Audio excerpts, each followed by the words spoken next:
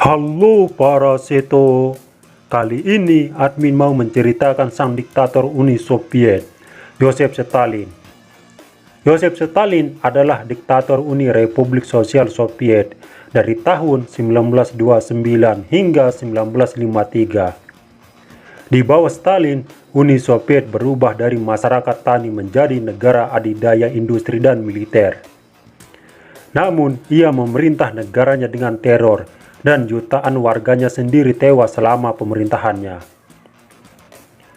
Joseph Stalin naik ke tampuk kekuasaan sebagai sekretaris jenderal Partai Komunis di Rusia, menjadi diktator Soviet setelah kematian Vladimir Lenin.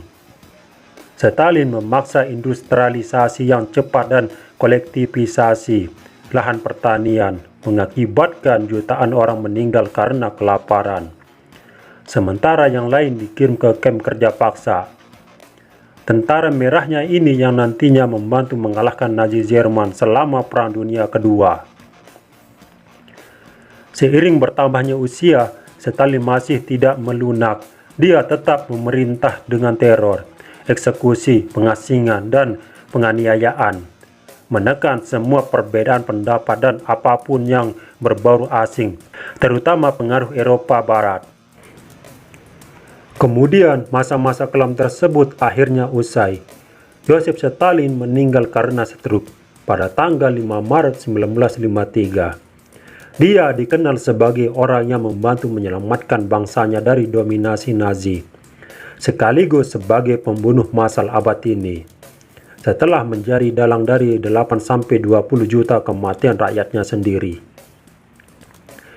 Dikutip dari historyofyesterday.com, pada tahun-tahun terakhirnya, Stalin suka menghabiskan sebagian besar waktunya di rumahnya di pinggiran kota Moskow. Sehari sebelum dia meninggal, dia mengadakan pertemuan biasa dengan 4 anggota partai tingkat tinggi. Nikita Khrushchev, Georgy Malenkov, Vyacheslav Molotov, dan Lavrentiy Beria.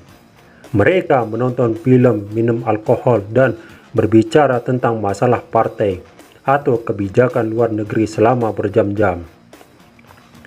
Stalin mengucapkan selamat tinggal kepada semua tamu di pagi hari. Ketika dia akan tidur, dia memerintahkan pelayan dan pengawalnya untuk tidak mengganggunya. Di pagi hari, stafnya mendengar suara-suara dan menyimpulkan bahwa Stalin telah bangun. Tapi tidak ada yang berani memasuki kamarnya, karena takut akan murka sang diktator. Ketika sudah larut dari biasanya, pelayannya memberanikan diri dan dengan hati-hati memasuki kamarnya. Namun yang mereka temukan adalah Stalin yang tergeletak di lantai dengan urinenya. Dia menderita stroke dan dalam kondisi yang mengerikan, dia bisa berbicara tetapi tidak sadar. Para pelayan menempatkannya di sofa di ruang makan. Para penjaga terlalu takut untuk memberitahu siapapun.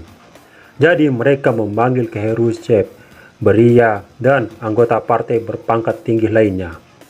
Ketika anggota partai tiba, Stalin tertidur di sofa sehingga mereka pikir itu bukanlah masalah penting dan akhirnya kembali. Keesokan harinya mereka mendapat telepon bahwa Stalin lumpuh dan baru kemudian dokter dipanggil untuk menemui Stalin. Sang diktator meninggal keesokan harinya setelah sakit selama 3 hari.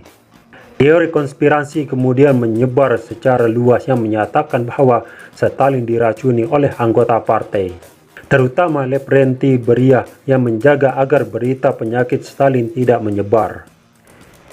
Banyak alasan yang membuat Stalin tidak mendapatkan bantuan medis sejak awal. Pelayannya takut melakukan sesuatu yang tidak disukai Stalin.